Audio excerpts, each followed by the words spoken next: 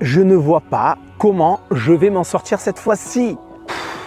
Pourquoi est-ce que c'est toujours moi qui rencontre ce genre de problème?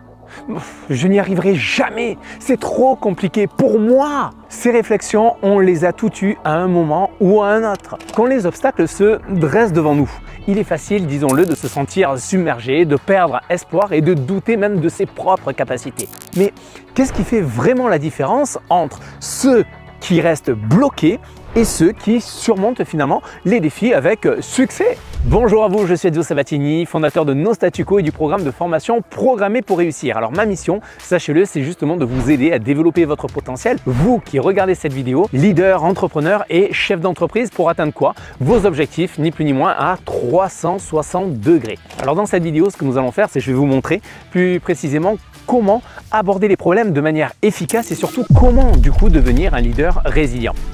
Les problèmes, disons-le, font partie intégrante de la vie quotidienne pour tout le monde. Qu'il s'agisse de conflits avec un collègue, de difficultés financières, en plus dans la période dans laquelle nous sommes, ou même de doutes personnels, en fait, ces obstacles peuvent rapidement devenir des montagnes, comment? Insurmontables, à première vue, si on ne sait pas comment les gérer. Alors peut-être que vous allez vous reconnaître d'ailleurs dans cette situation. Vous êtes peut-être salarié avec des responsabilités et vous vous retrouvez peut-être en pleine crise, où votre patron est en train de vous mettre la pression, une pression énorme pour vous, et vos relations en plus de cela personnelles sont complètement tendues. Et vous dormez à peine la nuit. Vous vous sentez perdu, incapable en quelque sorte de parler de vos soucis par peur d'être jugé comme un perdant. Vous vous reconnaissez peut-être dans cette situation, vous connaissez d'ailleurs peut-être quelqu'un d'ailleurs qui est confronté. Alors, comment faire face à ces défis de manière efficace en soi? Comment transformer ces moments de crise en opportunités, en balance, en opportunités de croissance? Eh bien, c'est exactement ce que nous allons voir ensemble avec une méthode en 3 étapes simples que vous pouvez utiliser à tout moment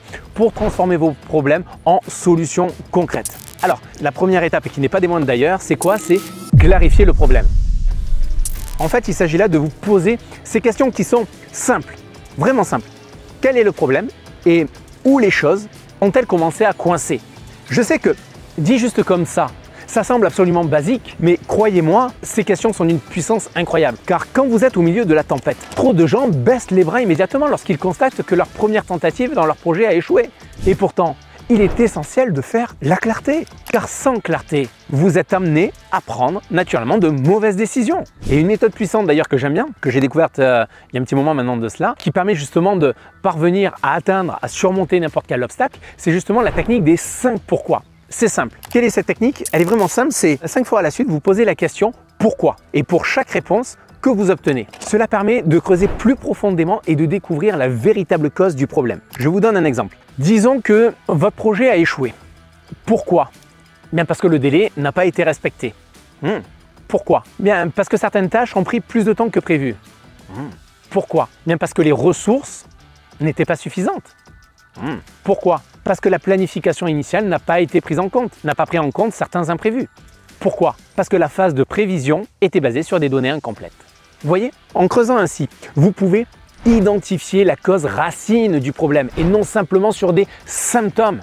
Alors, rechargez-vous en énergie, respirez un bon coup et sortez. Prenez un thé vert ou faites un jogging. Parfois, vous savez, il suffit juste de changer de décor pour prendre du recul, pour voir les choses plus clairement. Et surtout, n'oubliez pas de vous poser ces pourquoi pour obtenir une vision nette et précise de ce qui doit être résolu. Regardez par exemple aujourd'hui, dans le cadre dans lequel je suis, c'est un cadre en pleine nature, absolument magnifique, dans un lac tout proche de chez moi. Ça peut être un moment pour ceux qui disposent d'un cadre un petit peu comme celui-ci, ou d'un parc, ou juste en forêt tout simplement, ou à la mer, la montagne, peu importe là où vous êtes, de prendre un moment pour se ressourcer et vous prenez de la hauteur les amis. À ce moment-là, quand vous avez pris du recul, où la tension redescend, posez-vous ces 5 pourquoi. Vous savez, en prenant le temps de clarifier le problème, qu'est-ce que vous faites?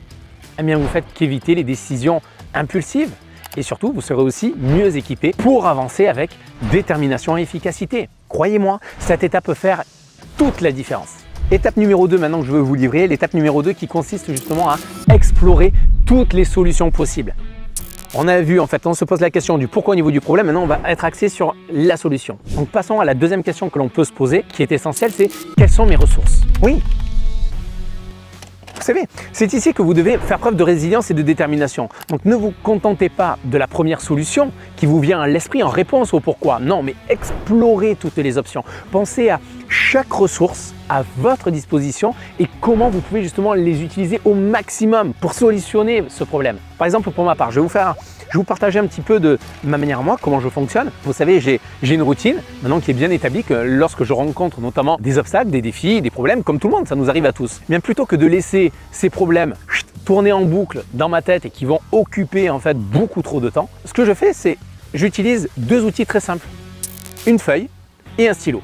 Une feuille et un stylo. J'écris le problème en question sur cette feuille, le résultat que je veux obtenir, et en face également sur la troisième colonne, je note 2 à 3 solutions qui me permettent justement d'atteindre ce résultat avec les ressources nécessaires. Que ce soit par exemple combien de temps, combien d'argent, quelles sont les personnes qui peuvent m'aider par exemple. Et ensuite, vous voyez donc faites une liste de tout ce que vous avez déjà tenté pour résoudre ce problème, puis ensuite ajoutez également toutes les autres solutions possibles que vous n'avez pas encore explorées. Et ne laissez rien de côté, même les idées qui peuvent sembler complètement farfelues, peu importe. Par exemple, parlez à des mentors, des personnes qui sont déjà passées par là également et qui ont réussi dans ce genre de situation. Lisez des livres, absorbez en tout cas le maximum de connaissances possibles pour pouvoir prendre les meilleures décisions ensuite. Et surtout, n'abandonnez pas.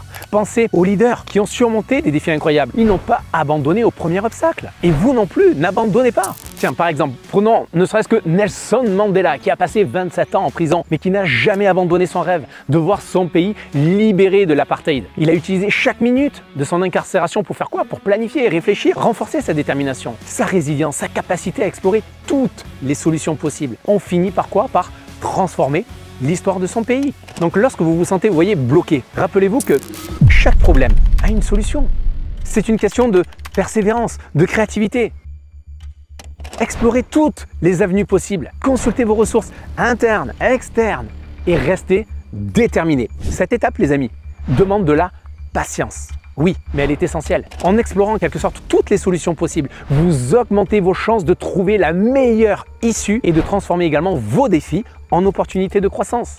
Troisième et dernière étape que je veux vous partager là aujourd'hui, c'est celle que tout leader adore d'ailleurs, c'est passer à l'action. Et là, la dernière question que l'on peut se poser justement dans le passage à l'action, cette question c'est « Qu'est-ce que je n'ai pas encore fait ?» Qu'est-ce que je n'ai pas encore fait?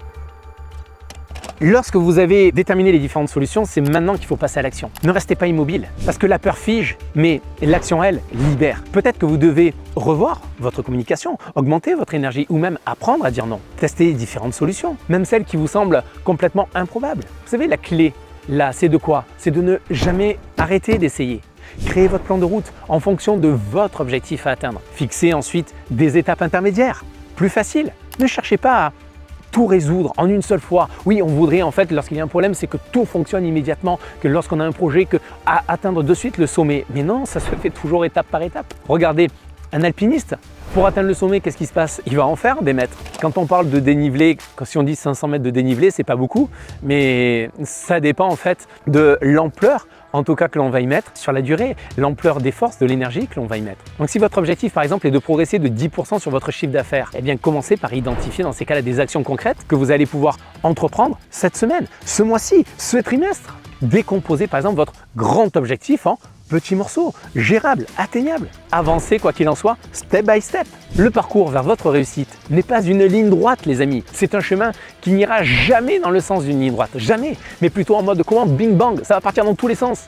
Vraiment, rempli de défis, d'apprentissage. On a envie, n'est-ce pas? On a envie en fait que ce soit comme ça, là. Directement. On veut aller là du point A, on veut aller au point B. Zzt, on imagine que c'est comme ça, sauf que dans la vraie vie, pour ma part en tout cas, comme j'ai pu le constater, ça ne se passe jamais comme ça. Du point A au point B, c'est on commence à avancer et ensuite ça commence. Et là, et on tourne dans tous les sens. Vous voyez, comme ça, et paf, on arrive au point B. En tout cas, gardez le présent à l'esprit. Il faut savoir que chaque tentative vous rapproche un peu plus de votre solution. Chaque petite victoire que vous allez mener vous donnera la motivation et la confiance pour pouvoir continuer à avancer. Et c'est ça qu'il faut garder en tête, surtout en tant que leader. La peur peut d'ailleurs vous paralyser, mais l'action, même imparfaite, vous libère. Alors levez-vous maintenant et agissez en tant que leader. Pour récapituler les amis, nous avons vu quoi aujourd'hui? 3 stratégies clés pour résoudre les problèmes en tant que leader. Premièrement, nous avons eu quoi? Clarifier le problème en posant les bonnes questions, en se posant les bonnes questions et en utilisant notamment la technique des 5 pourquoi.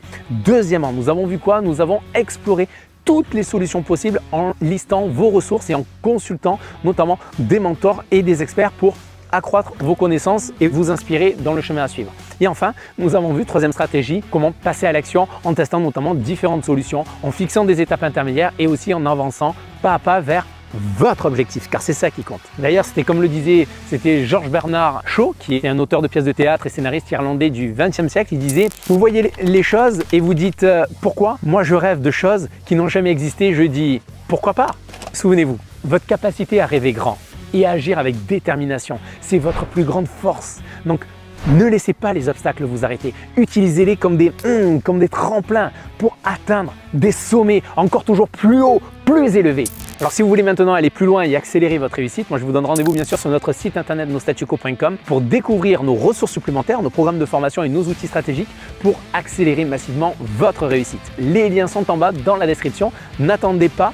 Chaque moment est absolument une opportunité justement pour progresser. Et n'oubliez pas évidemment aussi de vous abonner, de liker et de partager cette vidéo si vous l'avez trouvée bien sûr utile. Laissez-moi aussi un commentaire pour me dévoiler ce que vous retenez et avec quoi vous repartez de cette vidéo. Vos retours, sachez-le, sont précieux et m'aident à vous offrir toujours plus de contenu pertinent et bien sûr inspirant. Moi, ce que je vous souhaite, c'est devenez l'architecte de votre réussite. Vous avez tout ce qu'il faut pour créer une vie extraordinaire. Allez, à bientôt. Bye bye les amis.